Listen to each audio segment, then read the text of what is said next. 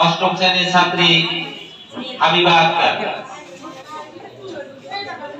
বিসমিল্লাহির রহমানির রহিম। আজ এসএসসি 2024 সালে বিদায় অনুষ্ঠানে সম্মানিত প্রধান অতিথি, সম্মানিত বিশেষ অতিথি, শ্রদ্ধেয় শিক্ষক মণ্ডলী, অত্র বিদ্যালয়ের প্রাণপ্রিয় ভাই বোনেরা, সবাইকে জানাই আমার সালাম। আসসালামু আলাইকুম। অত্যন্ত দুঃখজনক সালাম উত্তর তো দাও সালামে। আমাদের বড় ভাই বোনদের আজ বিদায় অনুষ্ঠান। যদিও এটা একটা বিদায় আনুষ্ঠানিকতা মাত্র, কারণ মন থেকে চিরতরে বিদায় দেওয়া হয়তো আমাদের সম্ভব হবে না। আমরা দীর্ঘদিন ধরে আমরাই প্রতিষ্ঠানে করেছি, আমরা এখানে ভাই বোনদের মতো ছিলাম। আপনাদের অনুসরণ করে আমরা এগিয়ে গিয়েছি, আপনাদের নিকট আমরা অনেক কিছু শিখেছি। এজন্য আপনাদের কাছে আমরা কৃতজ্ঞ। আর ইচ্ছা না থাকা সত্ত্বেও আপনাদের অন্য প্রতিষ্ঠান থেকে বিদায় নিতে হচ্ছে। এই বিদায় শব্দটি যতবার উচ্চারণ করি হৃদয়ের মধ্যে তুফান হয়ে ওঠে।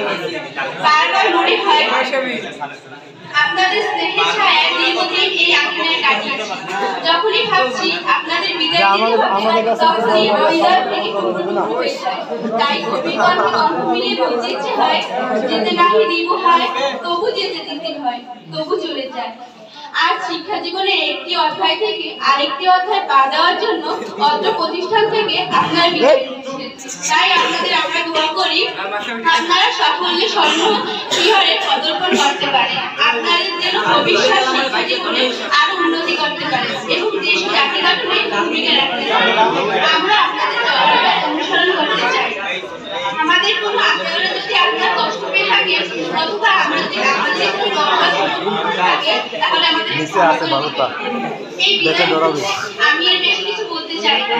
এই বিদ্যালয়ের সকল ছাত্রছাত্রীদের পক্ষ থেকে আমি আপনাদের উজ্জ্বল ভবিষ্যৎ ও দীর্ঘায়ু কামনা করে আমি আমার বক্তব্য শেষ করলাম। ধন্যবাদ সবাই।